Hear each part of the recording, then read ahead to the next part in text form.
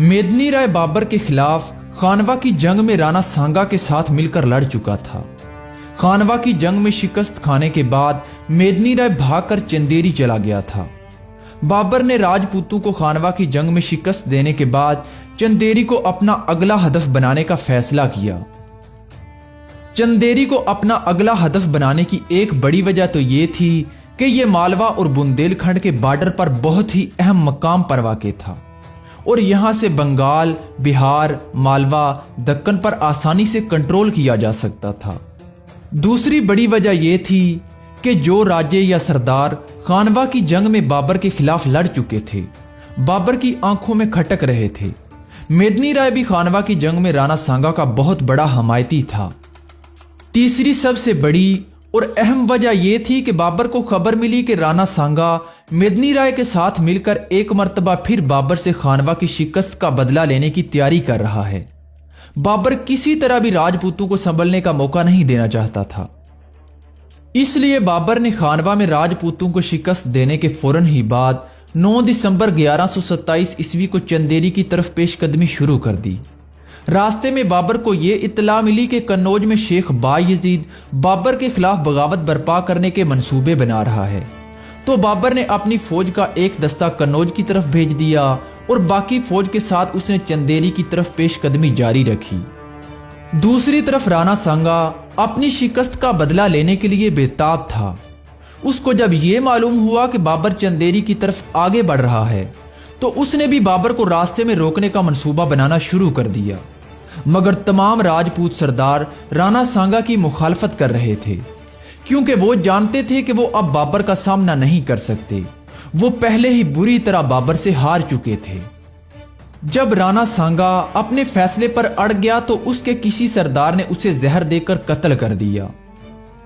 बाकी तमाम राजपूत सरदारों ने बाबर का रास्ता रोकने से गुरेज किया और बाबर सफर करता हुआ जनवरी 1128 ईस्वी को चंदेरी के करीब जा पहुंचा। चंदेरी का किला चारों तरफ से पहाड़ियों से घिरा हुआ था।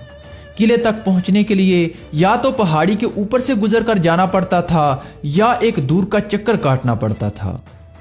बाबर के लश्कर में बहुत ही भारी भरकम तोपें थीं जो पहाड़ी के ऊपर से नहीं गुजर सकती थीं। लिहाजा बाबर ने अपने लश्कर को पहाड़ को काटने का हुक्म दे दिया। एक ही रात में बाबर की फौज पहाड़ काटकर चंदेरी के मरकजी दरवाजे के सामने जा पहुंची। जब राजा मेदनी राय ने बाबर की फौज को किले के सामने देखा तो उसकी आंखें फटी की फटी रह गईं।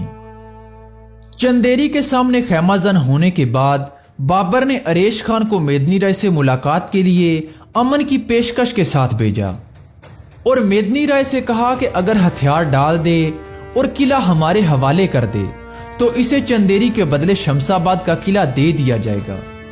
मगर मेदनी राय ने यह पेशकश ठुकरा दी और अपनी जिद पर अड़ा रहा। जब राजा मेदनी राव ने बाबर की पेशकश को ठुकरा दिया तो बाबर ने किले के मरकजी दरवाजे के सामने तोपें नस्ब करने का हुक्म दे दिया। बाबर ने हमले की इब्तिदा कराने के लिए अपने लश्करियों को हुक्म दिया कि सबसे पहले शहर की फसील पर तोपों से गोले दागे जाएं। मुगल लश्कर ने तोपों से कई गोले दागे, लेकिन इनमें से कोई एक भी शहर की फसील को ना लगा, इसलिए कि शहर की दीवारें बहुत ही ज्यादा बुलंदी पर वाक़ थीं। लिहाजा बाबर ने तोपों का इस्तेमाल तर्क करके अपने सरदारों की मजलिस मशावरत तलब की ताकि शहर पर नए सिरे से हमला करने की तदाबीर सोची जा सके। बाबर के सरदारों में से एक सरदार ने यह मशवरा दिया कि किले की वो दीवार जो बहुत ज्यादा मुश्किल और दुश्वार है, अगर हम वहां से हमला करें तो किले के अंदर दाखिल हो सकते हैं। उसकी सबसे बड़ी वजह यह है कि वहां दिफा पर बहुत कम ध्यान दिया गया है और वहां कोहिस्तानी सिलसिला ऐसा है कि बगैर कमंदों के भी दीवार पर चढ़ा जा सकता है।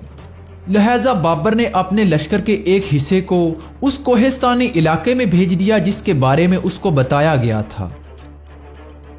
बाबर जल्द से जल्द और कम से कम नुकसान उठाकर चंदेरी को फतह करना चाहता था, क्योंकि वो देख रहा था कि अफगान उसके खिलाफ अपनी ताकत को जमा करने में मसरूफ थे और किसी भी वक्त उस पर हमला करके उसको खत्म कर सकते थे।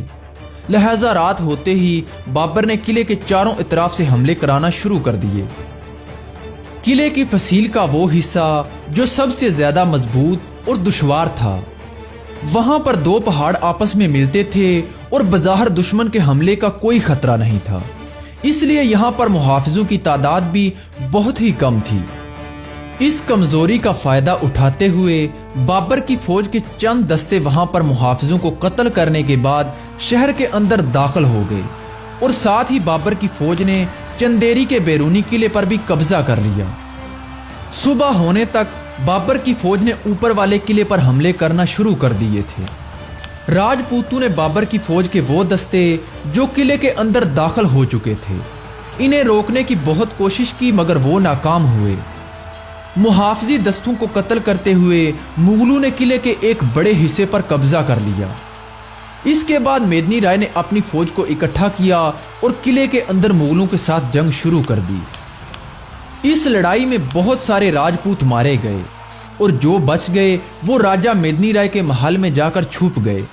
اس کے بعد جب راجہ میدنی رائے نے دیکھا کہ بابر کی فوج قلعے کے ایک بڑے حصے پر قابض ہو چکی ہے اور اب بچ نکلنے کا کوئی بھی راستہ نہیں بچا، تو اس نے جوہر کی تقریب کا اہتمام کیا، جس کے دوران راجپوتوں نے اپنی عورتوں اور بچوں کو مغلوں کے ڈر سے آگ لگا کر جلا دیا، اور بچ جانے والے راجپوت سپاہیوں نے ایک مرتبہ پھر راجہ میدنی رائے کے ساتھ مل کر مغلوں پر حملہ کر دیا، مگر تمام کے تمام اس جنگ میں مارے گئے۔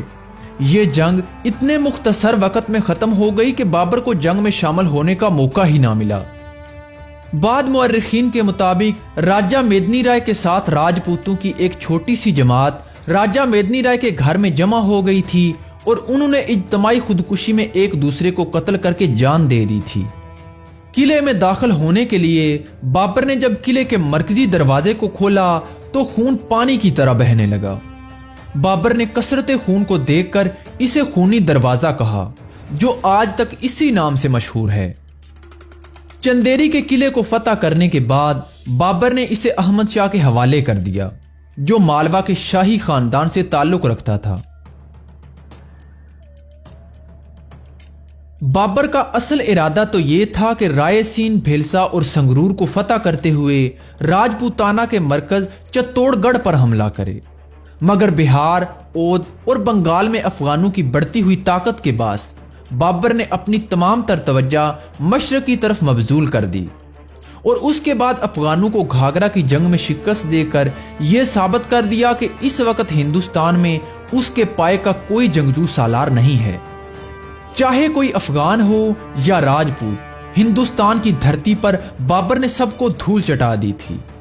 بابر سے بغض رکھنے کے باوجود بھی اس کی بہادری کی تعریفیں غیر مسلم مورخوں نے کی ہیں، اور لکھا ہے کہ بے شک بابر کی قسمت کے ستارے عروج پر تھے، مگر اس بات میں بھی کوئی شک نہیں ہے کہ بابر نے ہندوستان میں اپنے سے کہیں زیادہ طاقتور دشمنوں کو اپنی جنگی حکمت عملی اور بہادری سے مات دی تھی۔